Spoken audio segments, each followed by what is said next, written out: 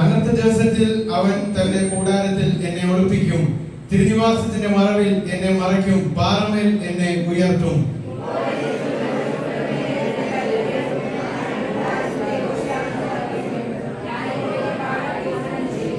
യഹോവേ, ഞാൻ ഉറക്കെ വിളിക്കുമ്പോൾ കേൾക്കണമേ, എന്നോട് കൃപ ചെയ്ത് എനിക്ക് ഉത്തരം അരുളണമേ.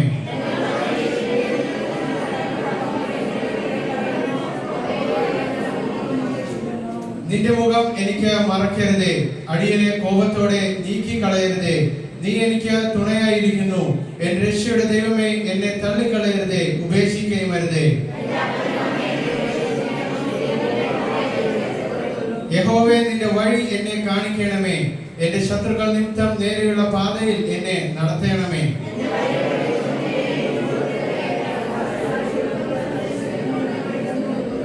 ഞാൻ ജീവനുള്ളവരുടെ ദേശത്ത് യഹോവയുടെ നന്മ കാണുമെന്ന് വിശ്വസിച്ചില്ലെങ്കിൽ കഷ്ടം. യഹോവയെങ്കിൽ പ്രത്യാശ വയ്ക്കുക, ധൈര്യപ്പെട്ടിരിക്കുക, നിന്റെ ഹൃദയം ഉറച്ചിരിക്കട്ടെ, അത് യഹോവയെങ്കിൽ പ്രത്യാശ വയ്ക്കുക. നിങ്ങൾക്ക് എല്ലാവർക്കും ഇരിക്കാം.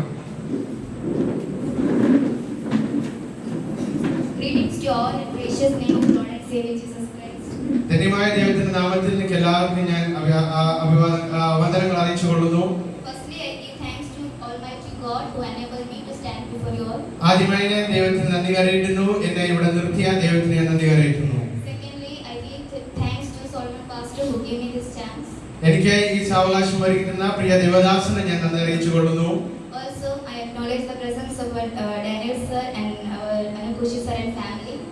പ്രിയ ഡാനിയൽ സാറിനെ കോച്ച് സാറും നമ്മുടെ മധ്യത്തിലുണ്ട്, അവരെയും ഞാൻ ഓർക്കുന്നു.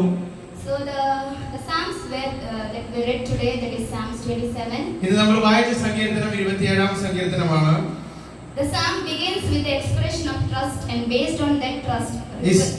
ഈ സങ്കീർത്തനം തുടങ്ങുന്നത് ദൈവത്തിൽ പ്രത്യാശ വെച്ച്, അല്ലെങ്കിൽ ദൈവത്തിൽ ആശ്രയിക്കുക എന്നുള്ള ഒരു സന്ദേശത്തോടു കൂടെയാണ്.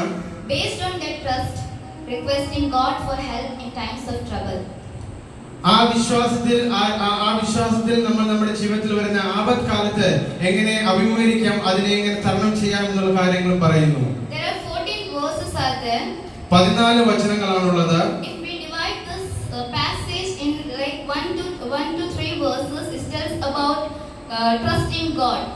നമ്മൾ ഈ സങ്കീർത്തനത്തിനെ നമ്മൾ വിഭാഗിച്ചു നോക്കിയാൽ 1 മുതൽ 3 വരെയുള്ള വാക്യങ്ങൾ നമ്മൾ സംസാരിക്കുന്നത് ദൈവത്തിൽ ആശ്രയം വെക്കുക എന്നുള്ള കാര്യമാണ്. 4 മുതൽ 6 വരെയുള്ള വചനങ്ങൾ ദൈവത്തിന്റെ പ്രസൻസിന് വേണ്ടി ദൈവത്തിന് വേണ്ടി ആശിക്കുന്ന വാഞ്ചിക്കുന്ന ദാവീദിനെയാണ് കാണുന്നത്. 7 മുതൽ 10 വരെയുള്ള വാക്യങ്ങൾ വിശ്വാസത്തിൽ ദൈവം വിശ്വാസയോഗ്യനാണ് എന്നുള്ള കാര്യമാണ് നമ്മൾ സംസാരിക്കുന്നത്.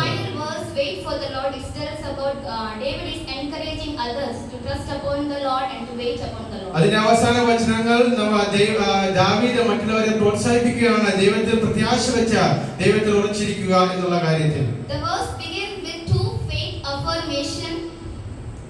വചനങ്ങൾ തുടങ്ങുന്നത് വിശ്വാസത്തിന്റെ 2 കാര്യങ്ങൾ പറഞ്ഞുകൊണ്ടാണ്. അതിൽ 1-ാം വചനം യഹോവ എന്റെ വെളിച്ചവും എന്റെ രക്ഷയുമാകുന്നു. യഹോവ എന്റെ വെളിച്ചവും എന്റെ രക്ഷയുമാകുന്നു, ഞാൻ ആരെ ഭയപ്പെടും. ഈ സങ്കീർത്തനം എഴുതിയത് ദാവീദാണ്. What all the experiences faces in life, through that experience only he wrote the Psalms. ദാവീദ് രാജാവ് സങ്കീർത്തനം എഴുതുമ്പോൾ തന്റെ ജീവിതത്തിൽ താൻ അനുഭവിച്ച അനുഭവങ്ങളെ ചാരിയാണ് താൻ സങ്കീർത്തനം എഴുതിയിരിക്കുന്നത്.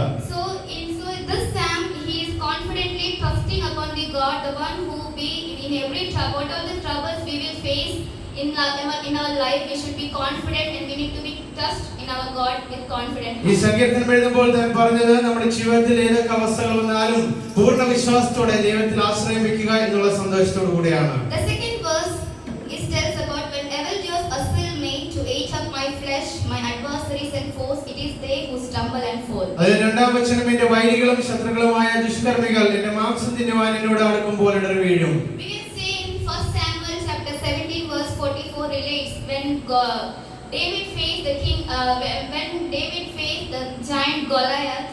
ഒന്ന് ശമൂവേൽ അതിന്റെ 17-ാം അധ്യായം 44-ാം വചനത്തോട് ചേർന്ന് നമുക്ക് ഈ വചനം നമുക്ക് വായിക്കുമ്പോൾ കാണാൻ സാധിക്കുന്നത് ഗോലിയാത്തും ദാവീദുമായിട്ടുള്ള പശ്ചാത്തലത്തെയാണ്. So there Goliath is telling, "Come to me, and I will give your flesh to the birds of the air." അവിടെ ദാവീദ് പറയുന്ന ഗോലിയാത്ത് പറയുന്നത്, നീ എന്നിലേക്ക് വരിക, നിന്റെ മാംസം ഞാൻ കാട്ടിൽ, ഇല്ലെങ്കിൽ ആ അർത്ഥത്തിലൂടെയാണ് പറയുന്നത്.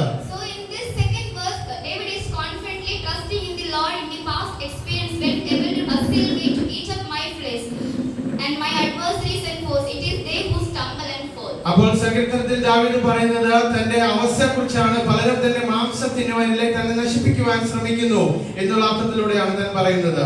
And 4 to 6 verses is tell about God. David is seeking God's presence. 4 മുതൽ 6 വരെയുള്ള വചനങ്ങൾ ദൈവത്തിന്റെ സാന്നിധ്യത്തെ അന്വേഷിക്കുന്ന ദാവീദിനെ കുറിച്ചാണ് പറയുന്നത്. And from 10 to 13, David is seeking God's guidance. 10 മുതൽ 13 വരെയുള്ള വചനങ്ങൾ ദൈവം എങ്ങനെ വഴി നടത്തും, ഇല്ലെങ്കിൽ ദൈവത്തിന്റെ ആശയങ്ങളെ അന്വേഷിക്കുന്ന ദാവീദിനാണ് നമുക്ക് കാണാൻ സാധിക്കുന്നത്. The 11th verse is tells, "Teach me your way, O Lord, and lead me on a level path because of my enemies." അതിന്റെ 11ാം വചനം നമുക്ക് ഇങ്ങനെ വായിക്കാനായിട്ട് സാധിക്കുന്നു. യഹോവേ, നിന്റെ വഴി എന്നെ കാണിക്കണമേ, എന്റെ ശത്രുക്കൾ നിമിത്തം നേരെയുള്ള പാതയിൽ എന്നെ നടത്തണമേ. So this psalm is all about confidence in God.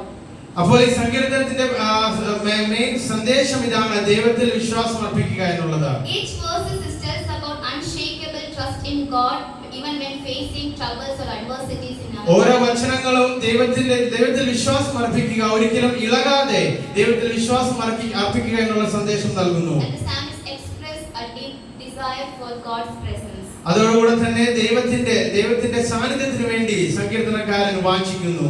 And it concludes with the encouragement words that Lord, we need to be wait for the Lord and be strong and let your heart take courage, wait for the Lord. അപ്പോൾ അതിന്റെ അവസാന വചനം, ദൈവത്തിൽ പ്രത്യാശ വെക്കുക, ധൈര്യപ്പെട്ടിരിക്കുക, നിന്റെ ഹൃദയം ഉറച്ചിരിക്കട്ടെ, അതേ യഹോവയിൽ പ്രത്യാശ വെക്കുക എന്നുള്ള സന്ദേശത്തോടെ അവസാനിക്കുന്നു. So through David's life we can encourage that even though David also faced some of the life challenges in his life, in ups and downs, in all the situation he was trusting upon God. അപ്പോൾ സങ്കീർത്തനം എഴുതിയ ദാവീദിന്റെ അനുഭവത്തിൽ നിന്ന് നമ്മൾ ചിന്തിച്ചാൽ തന്റെ ജീവിതത്തിൽ ഉയർച്ചകളും താഴ്ചകളും പല അനുഭവങ്ങളും താൻ നേരിട്ടതാണ്. പക്ഷെ താൻ പറയുന്നത്, ഏത് സന്ദർഭമായാലും ദൈവത്തിൽ പ്രത്യാശ വയ്ക്കുക.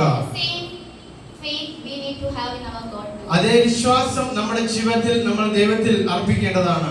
Even though we all face challenges in our past life, in our past days and months, but in all those situations God was there.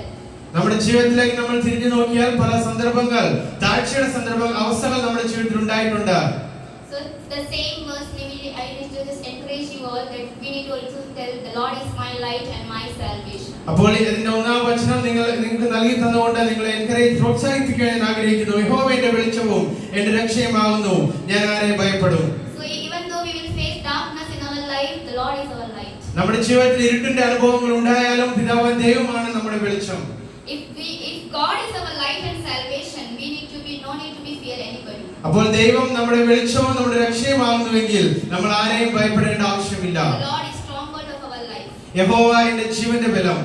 So we need to be trust in our God with confident heart that God is there in every situation. What all the situation we are facing, we need that confidence in our heart that God is there with us. പൂർണ്ണ ഉറപ്പോടെ പൂർണ്ണ വിശ്വാസത്തോടെ ആ ദൈവത്തിൽ പ്രത്യാശ വെച്ച് വിശ്വാസം അർപ്പിക്കുക എന്നുള്ള സന്ദേശമാണ് നമുക്ക് നൽകി തരുന്നത്. So this passage tells, David is telling that he was encouraging us that we need to be trust in what all the situation, we need to be take heart and wait for the Lord and take courage and be confident and trust in our Lord. അപ്പോൾ ഈ വചനങ്ങളാൽ ദാവീദ് നമ്മളെ പ്രോത്സാഹിപ്പിക്കുന്ന കാര്യം ഇതാണ്, നമ്മുടെ ജീവിതത്തിന്റെ അനുഭവങ്ങൾ ഏതായാലും നമ്മൾ യഹോവയിൽ ദൈവത്തിൽ മാത്രം പ്രത്യാശ വെക്കുക, നമ്മൾ ധൈര്യപ്പെട്ടിരിക്കുക എന്നുള്ള സന്ദേശമാണ്. May God bless you.